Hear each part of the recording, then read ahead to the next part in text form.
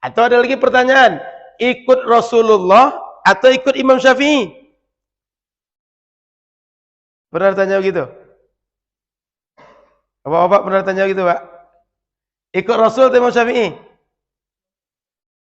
Ikut Rasul atau Imam Syafi'i?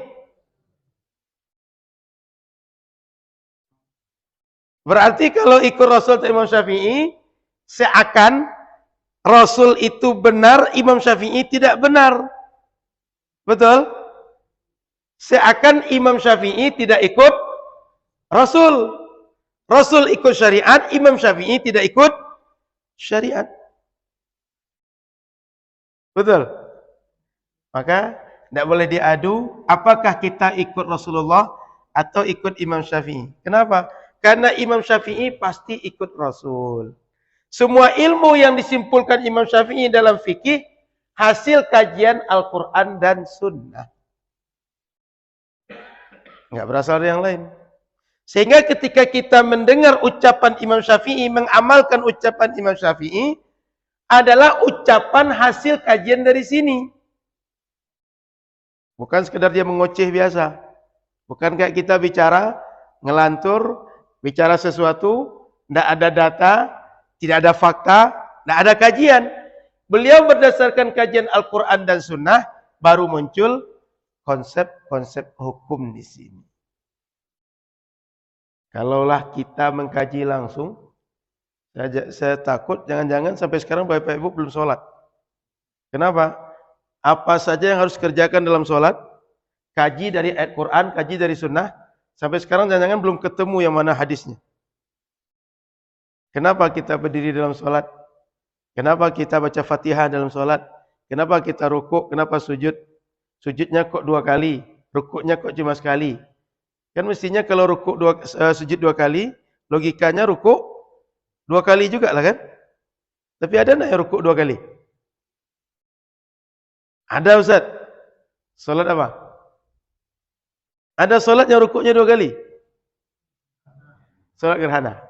Tapi salat normal enggak ada rukuk 2 kali. Dari mana kita dapat itu semua?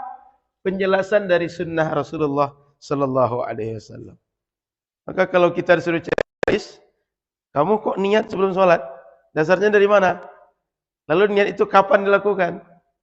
Lalu niat itu apa saja dalam niat? Nggak akan ketemu oleh kita kecuali setelah mengkaji habis semua Al-Quran dan hadis ini. Susah atau ringan? Mengkaji langsung Quran dan hadis. Susah atau ringan? Langsung kaji ini. Jangankan mengkaji semua, hafal semuanya tentu hafal kita. Hadis. Di sini Maulana Al-Azkar sekarang kan? Itu kan hadis isinya. Sebelum Azkar, Arba'un Nawawiyah. Arba'un yang 42 hadisnya sudah hafal belum? Itu kita belum hafal, apalagi akan mengkaji semua sunnah, lalu mengadu dengan fikih. Maka sekali lagi Bapak Ibu, fikih ini tak boleh diadu dengan Al-Quran dan Sunnah. Kenapa? Fikih ini hasil kajian terhadap Al-Quran dan Sunnah. Begitu juga akhlak. Ini hasil kajian Al-Quran dan Sunnah.